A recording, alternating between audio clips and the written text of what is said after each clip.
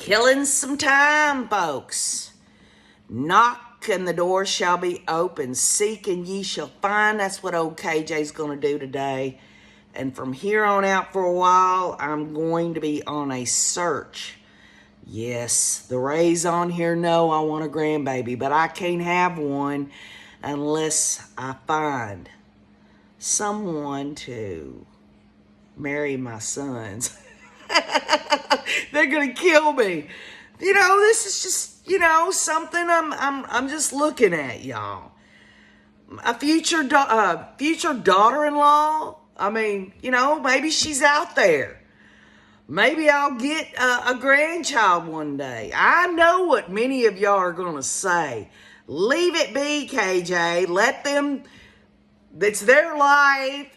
It'll happen when it's happening, folks. Knock and the door shall be open. Seek and ye shall find. I'm looking for a future daughter-in-law.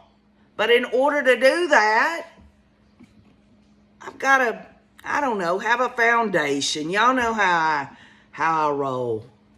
So I've been reading lots of articles here, probably in the last couple of years, really, if you want to know the truth of the matter. And I'm trying to gain some acceptance in that I am powerless to push my sons into marriage so I can have a grandbaby. Okay, there it is. I said it. I want them to have happy, healthy relationships. I want them to get married. I want it to be a healthy marriage.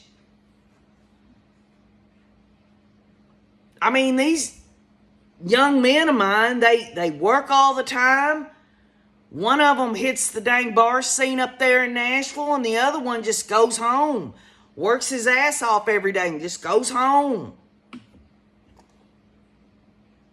What mother doesn't want to see her son get married and have a helpmate, someone, their best friend? I want this. Wanting and getting are two different things, but anyway, we're going to go down this road. You're going to see some amazing things that's going to come out of this, some really good pre-records. You'll see. Just give it a shot, all right? Now, maybe this isn't something you want to, tag along with, but OKJ wants grandbabies. And maybe it'll be this year, next year, 10 years from now, but I'm going to absolutely delve into this aspect of knock and the door shall open, and seek ye and ye shall find. Okay? This is a big situation that involves the self-will and God's will. Okay? And I believe God allows us a little leeway on our self-will. Yes, He wants us to look toward Him.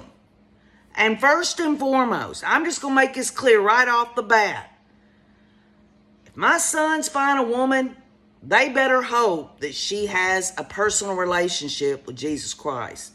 Because I know they are saved and they have that personal relationship. So the bottom line is that, it won't never work if they are to get with somebody who's not like-minded. It's just, it just doesn't work. I've never seen it work. And then you throw in the whole situation about, well, okay, say my son married someone who doesn't believe in anything, maybe an atheist or agnostic, probably wonderfully loving women out there. Don't get me wrong. They're beautiful, loving people. Everyone has a right to believe whatever they want. But then what happens when you have kids? One parent wants that child to believe in their religion, and then the mother doesn't. There comes friction, right? So, how many times have you said to yourself, if only I could have this or do that, right? And the whole thing with me is I'm going to try. I'm bold enough to try to see what I can do. And when my face hits the wall, that's clear indicator that God is saying no, you know? So I'm just going to do it. Now we're going to start with some background. I need other opinions. I need other life experiences on this situation. And I hope you'll put it in the comments, maybe something that you could help OKJ with. Now, don't be hateful, okay? And just try to be open-minded about where I'm going with this. Let me just be clear. I'm searching for a future daughter-in-law, okay? Am I going to find one? I don't know. Probably not. But I'm going to give it a shot. And in order to do that, I have to have this grounding, this understanding outside of my own mind about what other people go through, okay? Because if it's all about just what I think, it ain't going to happen. I've got to look at this in a general sense. So I've been looking up these articles online, and I've been researching for a pretty good while, y'all. And there's this Pippa Green out of the UK who wrote an article in Family Life, and it's how to cope if you don't have grandchildren or if you've got too many grandchildren. And I'm like, what the hell? You're having to cope because you've got too many grandchildren? Now, I know my mother, she had 13 grandchildren, 1 great-grandchild. She was blessed. And then I know a lot of people that don't have grandchildren, and I don't have grandchildren. I'm 52 years old. But let's see what this says. And we'll start out with the foundation of all of this. Knock and the door shall be opened. Seek and ye shall find. It's in the Bible. Whether or not you're a grandparent isn't something you get any kind of say over.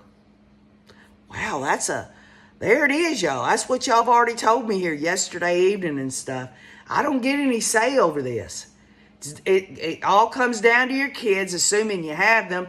And if you don't have children, well, there's even less choice for you. So this is another thing I'm thinking, I want a grandbaby. And I'm looking for a future wife for one of my sons, okay? I mean, my sons would kill me if they knew I was on here talking about this stuff. But anyway, there are people out here that don't have children, that don't have the prospect of ever having a grandchild. So this is different points of view. We spoke to 2 women about this. Patsy, who has 3 children and now 6 grandchildren and is struggling to cope with demands and expectations. And Lottie, who would desperately love grandchildren, but whose daughter is really dead set against having them. So here you go. You got 2 women here. One woman has a lot of grandkids. One woman wants to desperately have kids. And then you add the component that her daughter says, I'm not having kids. I don't want kids, right? So I thought, well, does my boys ever talk like that? Do they say, it's not in the cards? I think my boys have always said they'd like to have kids. If one of them would say, nope, I'm not bringing a kid in this world or whatever, I would respect that. I wouldn't like it, but I wouldn't let him know that. So, talking to both of these 2 women, it's clear there's a sense of powerlessness on both sides. And to get some real insight, we've asked relationship expert Carol Ann Rice to give Patsy and Lottie some guidance. All right, y'all.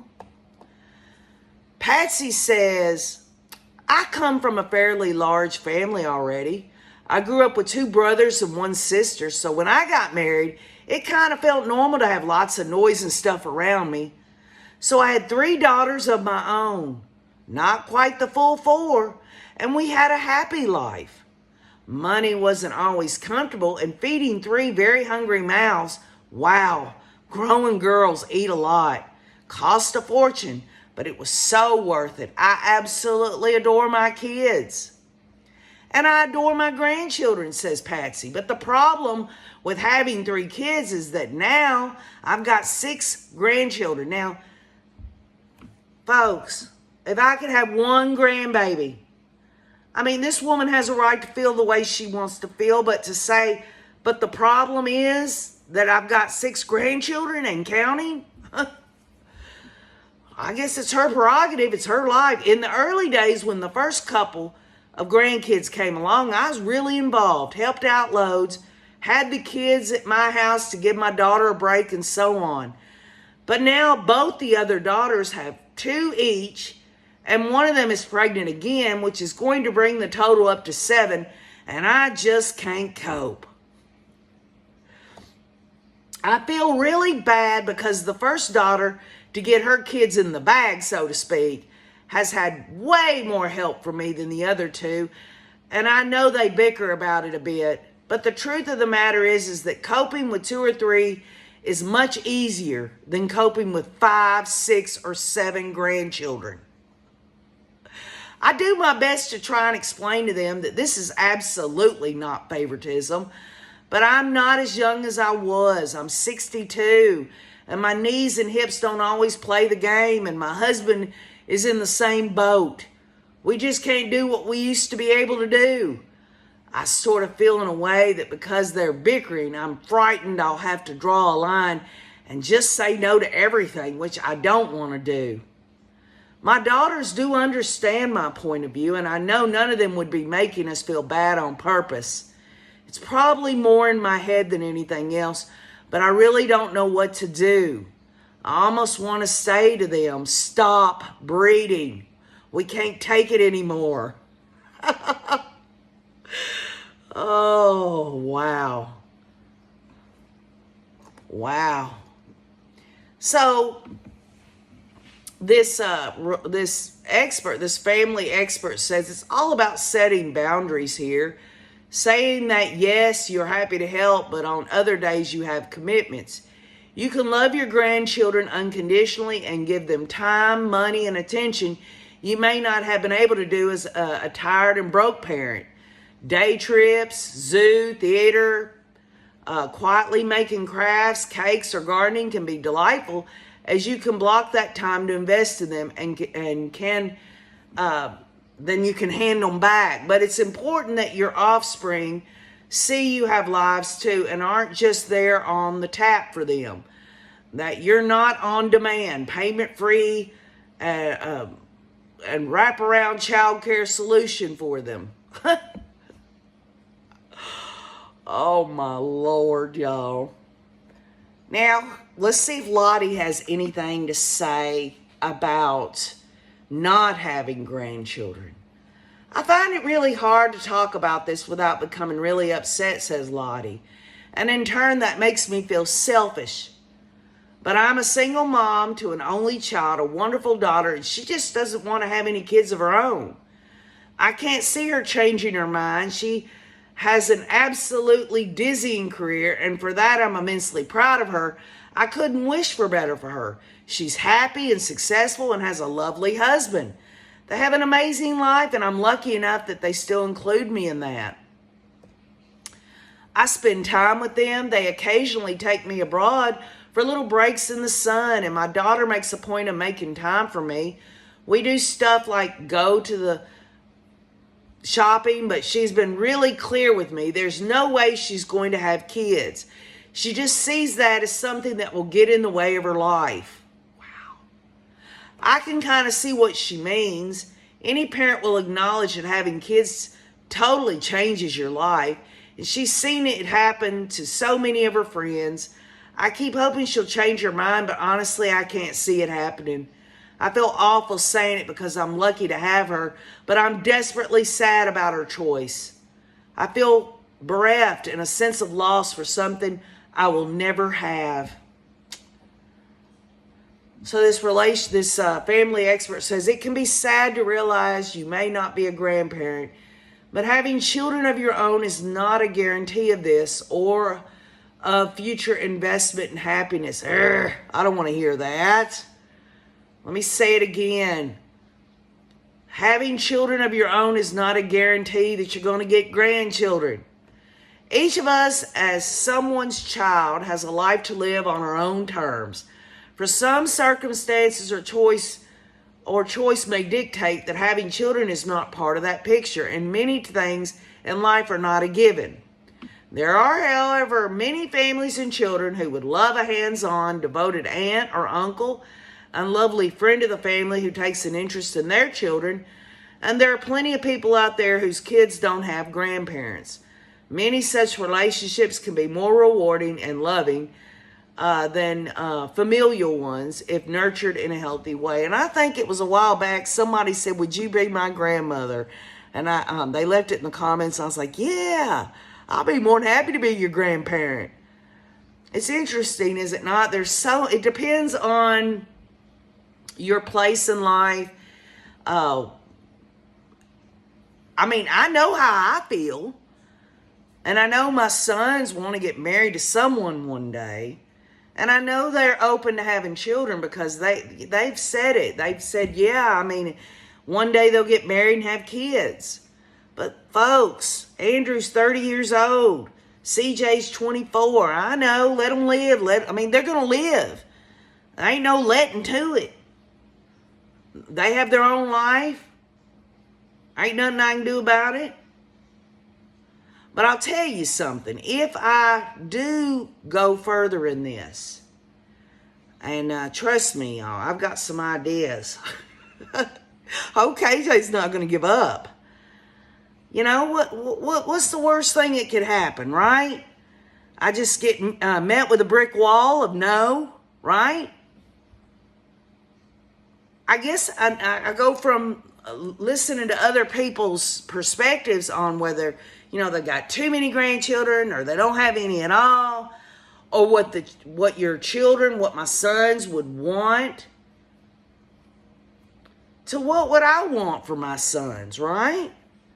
What would I want? What kind of wife would I want for my sons? First of all, they would definitely have to be Christian. That's what I would want. I'm not saying, they're going to get with whoever they're going to get. That's my preference. They're never going to watch this vid. Heck, I'm here talking about it.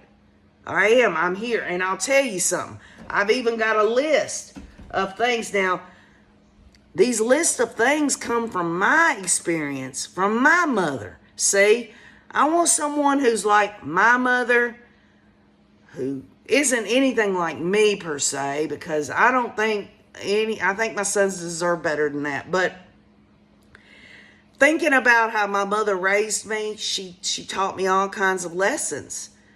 And I'm looking for someone out here that's going to love my sons, obviously. But it'd be nice to feel out how their mother was, or maybe they didn't have a mother. Maybe they were raised by their grandparents or their aunts, or there's all kinds of situations here. But this is my lessons here. I'm going to read these to y'all. Life lessons taught by mom, okay? And maybe y'all have heard about these, but it just sums up what I think my sons need to find someone who can teach these kind of lessons to my future grandbaby, right? My mother taught me faith. And the way she did that, she'd say, you'd better pray that will come out of the carpet. My mother taught me time travel. If you don't straighten up, I'm going to knock you into the middle of next week. My mother taught me irony. Keep crying and I'll give you something to cry about. My mother taught me to be flexible. Will you look at that dirt on the back of your neck? My mother taught me about nature. This room of yours looks as if a tornado went through it. My mother taught me gratitude. There are millions of less fortunate children in this world who don't have wonderful parents like you do. My mother taught me patience. Just wait until I get you home. My mother taught me humor. When the lawnmower cuts off your toes, don't come running to me. My mother taught me wisdom. When you get to be my age, you'll understand. And finally, my mother taught me about justice. One day you'll have kids, and I hope they turn out just like you. Obviously, what I'm trying to get out of that is I'd like my sons to marry a woman who has a good sense of humor, someone who's easygoing, someone who don't get their damn panties in a crawl every 5 minutes. A woman that can look my sons in the eye, look them in the eye and say, I know who you are, just by the way they look at them. I guess that's asking for a lot, but hey, I want a grandbaby. And in order to get a grandbaby, KJ's going to have to go down this road of looking. And I am going to look. And I am going to shoot some pre-records that's going to blow your damn mind. I'm telling you what, I don't do anything half-ass. When I say that I want to be a grandmother one day, my sons ultimately have the decision on that. It's their lives. But I can at least look back over some truth in that knock and the door shall be open. Seek and ye shall find. Leave your comments. Tell me what you think. Don't come down hard on me now. You know I'm going to do this. Don't come down hard on me and say, oh, that's your son's business. You shouldn't be butting into that. The bottom line is I'm not doing anything in terms of butting in at this point. We'll just have to wait and see how it all turns out, huh? So, keep on looking, y'all, because KJ is fixing to go down a different road.